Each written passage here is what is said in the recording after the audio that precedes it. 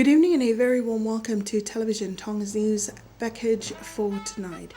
In the headlines, Tonga's sixth contingent to the peacekeeping mission in Afghanistan safely arrived at Tonga during the weekend.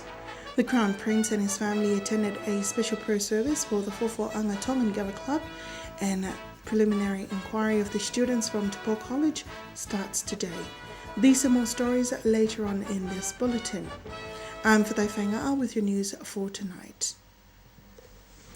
The acting Prime Minister, Honourable Sami Waipulu, during the weekend welcomed His Majesty's Armed Forces 6th contingent to Afghanistan.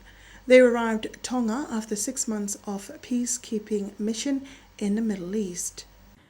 His Majesty's Armed Forces 6th contingent to the peacekeeping mission in Afghanistan arrived safely in Tonga during the weekend on a special aircraft of the New Zealand Defence.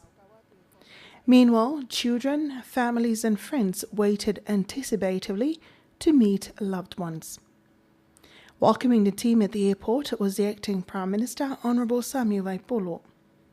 He says the contingent is now safely back home after many months of hard work to promote peace in the Middle East. I wish to represent the government in thanking you all for taking up this call with the best of your ability. I wish you all a very Merry Christmas and a prosperous New Year. Meanwhile, the leader of the contingent, Commander Sione Ulakai, says their roles includes safeguarding of the main entrance to the Bastion camp, which accommodate many of the foreign soldiers in a peacekeeping mission. Our work focuses on the eastern entrance to the camp, where our contingent was tasked with inspecting all incoming and outgoing locals into the camp. We were also responsible for inspecting of homes inside the camp to ensure that they do not obtain or possess illegal materials. The contingent consists of 55 soldiers. Also at the airport to welcome them was the Chief of the Defence Staff, Brigadier General Tauaika Ota'ato, senior officials from His Majesty's Armed Forces, family of the contingent, and others. A motto of two becoming one was the highlight of the Fofo'anga Tongan Gava Club prayer service yesterday at the Free Wesleyan Church of Whasmaiafi. Members of the royal family attended the service.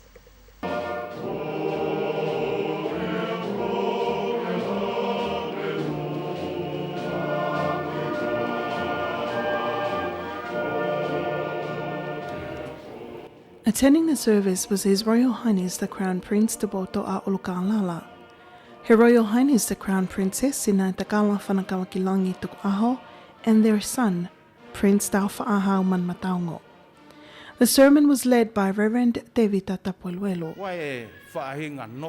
The Fofo'anga Club uphold a motto that highlighted the significant message of equality, where it portrays that everyone are the same and equal with no differences, no matter what background they are from.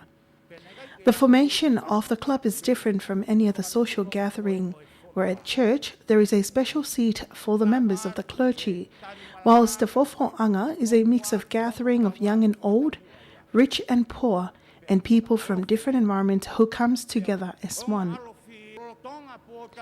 He adds one of the significant nature learned from the Fofo'anga Club is that everyone are treated the same no matter what rank they obtain in the government.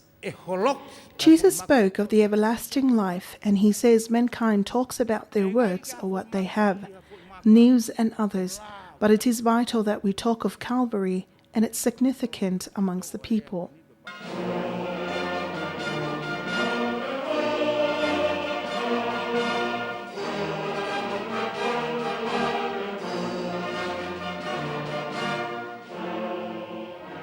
Also present at the prayer service was Lord Luani, Lord Tangi Vaunukonuka, the Matematonga team, church members and others.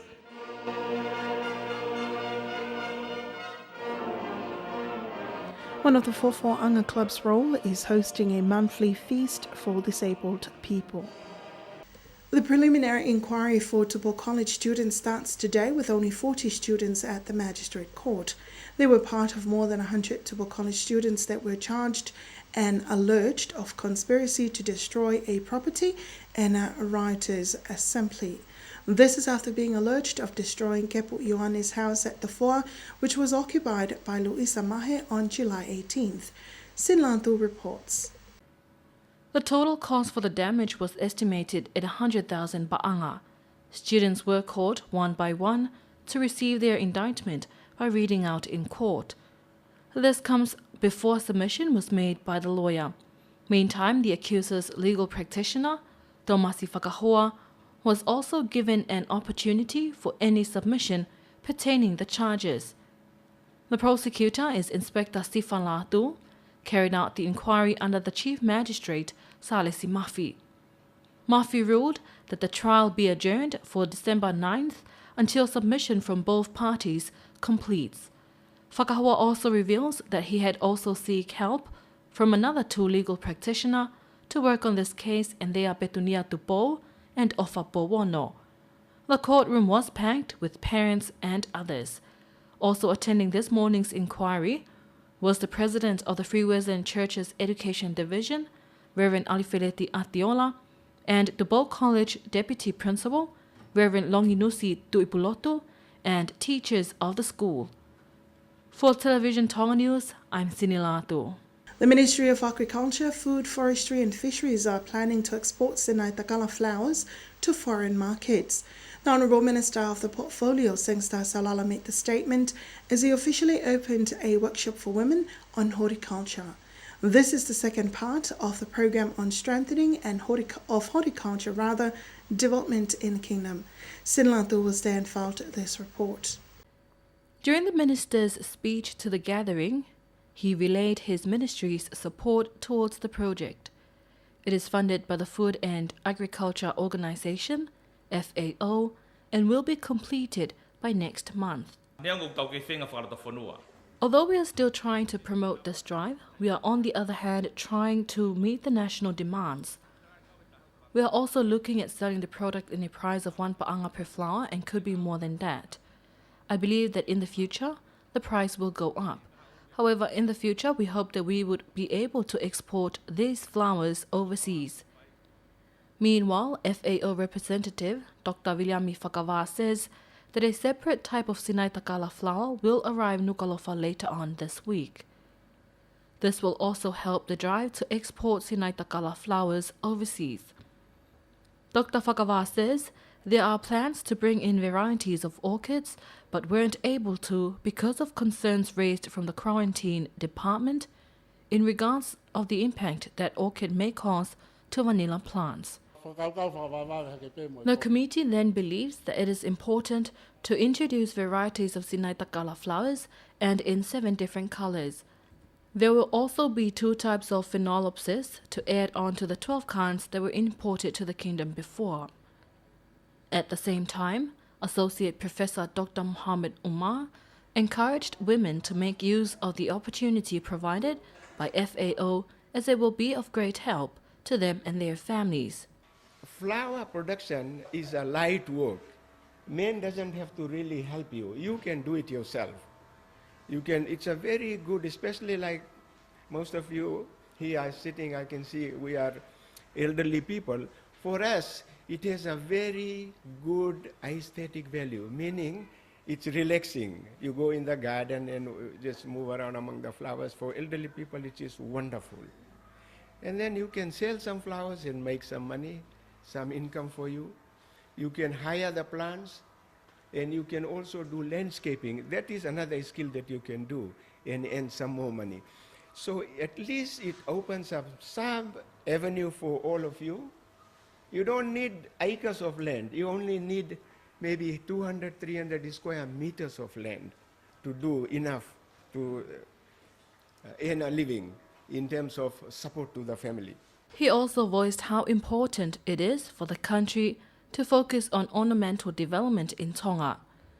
Moreover, Lisieli Amone, a participant at the training workshop, is thankful for the opportunity and hopes to take back home some of the Sinai Takala flowers to nurture and also be distributed to the women at the island of Ewa. I will be happy to take home many seedlings and share it with the women in Ewa.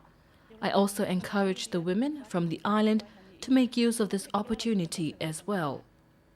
Partaking in this program were women from Tongatapu and Ewa.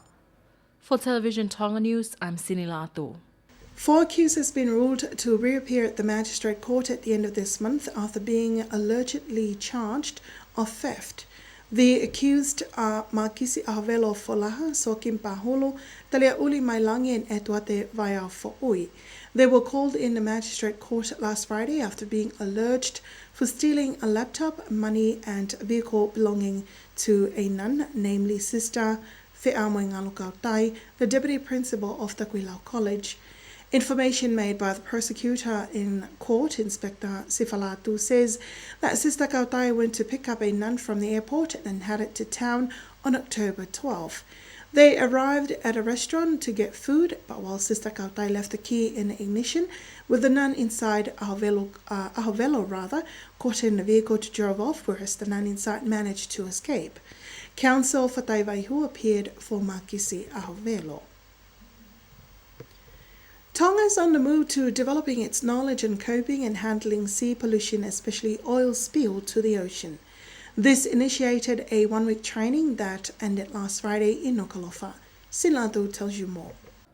Attending the week-long program were oil spill first responders and related stakeholders to help deepen their knowledge and skills on how to tackle such problem. The week-long program was facilitated by a representative from the Maritime New Zealand, Rob Service. Speaking to Radio and Television Tonga, he says this program aimed at assisting Tonga in preparedness to marine emergencies. Well, every maritime nation is at risk from oil spills. Ships run on oil, tankers of course carry oil as cargo, and all maritime nations face that risk. Tonga is no exception, and it's a risk that that governments need to prepare for and be ready to deal with. He adds, when an oil spill incident occurs, the impact will depend on the type of oil spilled and the type of organisms at the area where the problems happened. The workshop was attended by representatives from the Ministry of Environment, Tonga Police, oil companies and others, funded by New Zealand's Foreign Affairs and Trade.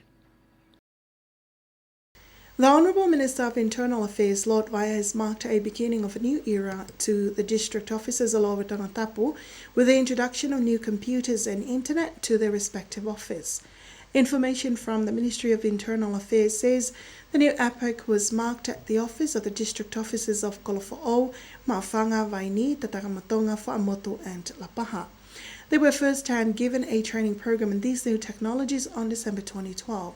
The district office's major role is to submit a monthly report to the government, and these new tools will be of great use.